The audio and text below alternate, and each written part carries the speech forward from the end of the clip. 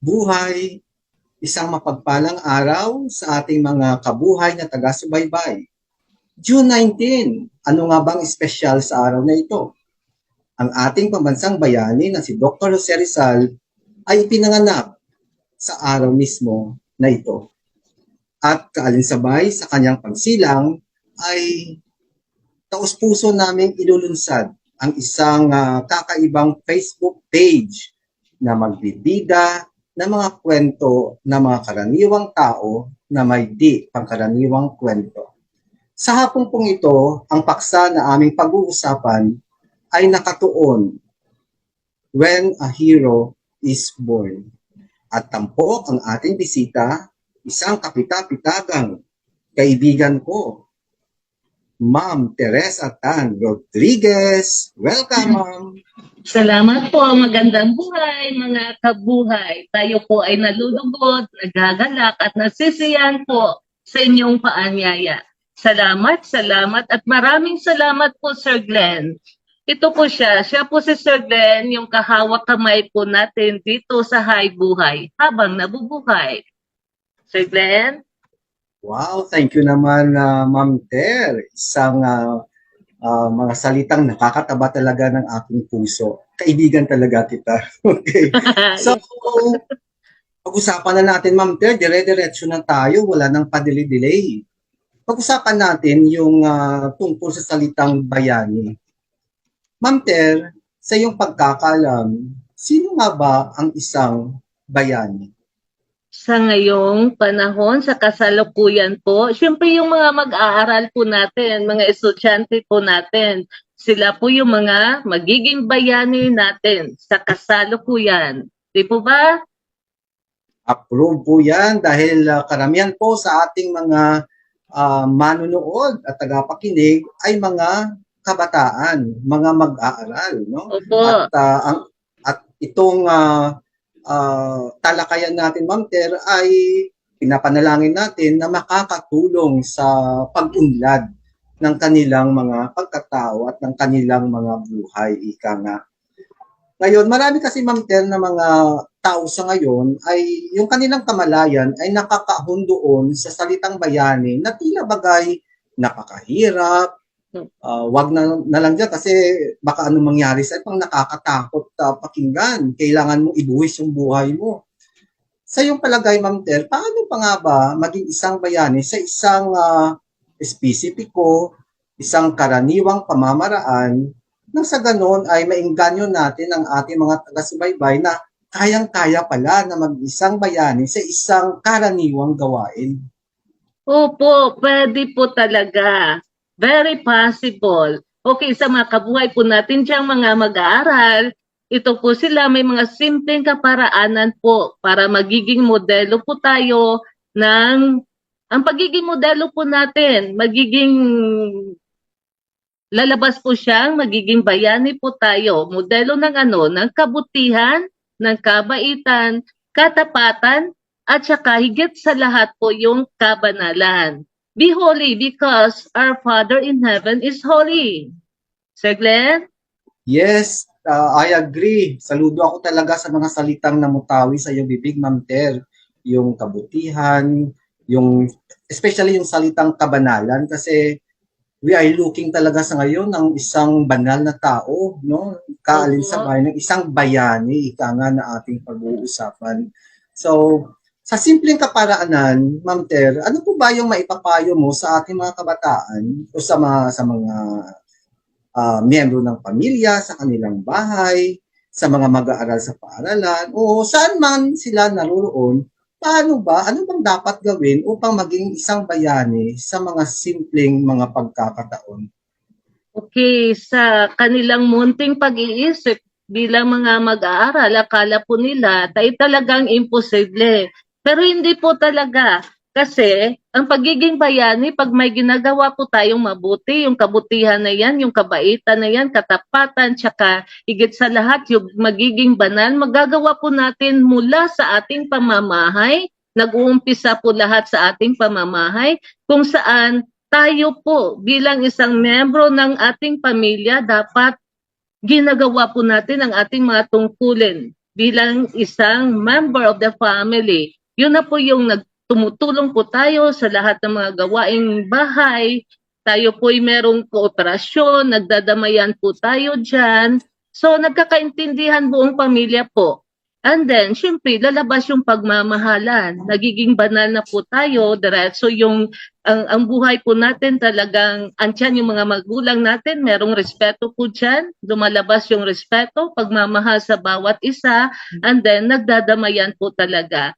So, mula't bahay, napupunta yung mga mag-aaral natin sa ating paaralan. Dito naman sa paaralan, syempre, sa ngayon, sa kasalukuyan po, ito po yung katotohanan. Ang dami po natin mga mag-aaral na hindi po marunong magbasa. So ano po yung gagawin po natin dyan? 'Di ba? Ito po yung konteksto dito, yung pagtutulungan. Uy, kabutihan po talaga 'yan. Tulungan natin yung mga batang hindi marunong magbasa. Dahil sa isang sabihin na natin, sa isang klase, kung marami po diyan, maraming hindi marunong magbasa, marami din po ang pwedeng tumulong. So, no student is left behind. So, tulungan po natin 'yan. Aside from that, sa paaralan, hindi lang po nagtatapos sa paaralan. Siyempre, yung lipunan po natin sa kabuuan. As lipunan, andyan pa rin yung konteksto ng pagtutulungan. Sabihin na natin, yung kapaligiran natin, we need to maintain yung kapaligiran na yan na dapat talaga ay malinis. Sabi nga natin, cleanliness is next to godliness po. Di po ba? So, we need to maintain that na ang kapaligiran po natin ay palaging malinis po. And then, tulong-tulong pa rin sa ganong mga bagay. So pag nakikita po ng lahat yung mga ginagawa natin bilang mag-aaral at isang estudyante, yung kabutihan na yan, may tuturing po natin yan. Ay, bayanin natin ito. Kasi lahat naman nag-uumpisa sa maliit na bagay. Yung ginagawa nating maliit na bagay, napupunta siya po sa malakihang bagay. So at the end, bandang huli po, bayani ang turing sa atin. So walang imposible talaga dyan na magiging bayani po tayo sa kasalukuyan. Di po ba, Sir Glenn? Wow, Ma'am Ter, approve na approve ako dyan. At talagang binusog mo ang aming puso't isipan ng mga magagandang kaalaman kung paano nga ba ang pagsasagawa ng isang kabayanihang gawain sa ating kapwa. Kaya't sinabi mo kanina tungkol sa kalinisan, nako, marami na talagang kaso ng dengue sa ngayon. Kaya't sa mga kabataan natin, ay kailangan talaga maglinis tayo ng paligid dahil hindi lang natin pinoprotektahan ang ating pamilya, kundi ang mga tao po sa ating paligid. Kaya't bilang isang kabuhay, Ma'am Ter, lahat tayo ng mga miyembro ng ating Facebook page, ang tawag natin, no, sa bawat isa ay kabuhay, maging sa ating mga kapwa. Kasi buhay, di ba? Life. So lahat ng mga may buhay, kasama natin dito, nabubuhay sa mundong ibabaw, kabuhay. Di po ba? Yes. So, Okay, para sa kanila po talaga. tayo ng matiwasay. At laging handa, Ma'am Ter, sa paggawa ng mabuti. Diba? Opo. Ayan. So, hindi na po natin kailangan pa na mag-isip na kailangan, kagaya natin si Rizal, na sinuong yung mga bala, magpakamatay, di po ba, para sa bayan. Sa mga simpleng kaparaanan pala, ayon sa napakinggan natin sa ating bisita na si Ma'am Ter, ay pwedeng-pwede nating maisasagawa ang pagiging isang bayani. At ngayon, when a hero is born, ay talagang maipapanganak ngayon ang mga makabagong bayani, Ma'am Ter, ng ating lipunan. Yes. At ito ay ikaw, ako, at tayong lahat na mga manunood at taga-subaybay ng ating Hi Buhay Facebook page. Okay. So, hindi tayo magtatagal, Ma'am Ter, kasi limitado lang yung oras natin sa ngayon. Opo. So, magbibigay muna si Ma'am Ter, mga kabuhay, ng kanyang parting message.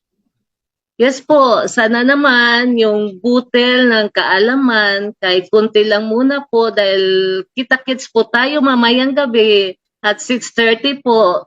Ang another talakayan po natin, mas makabuluhan, mas malalim po.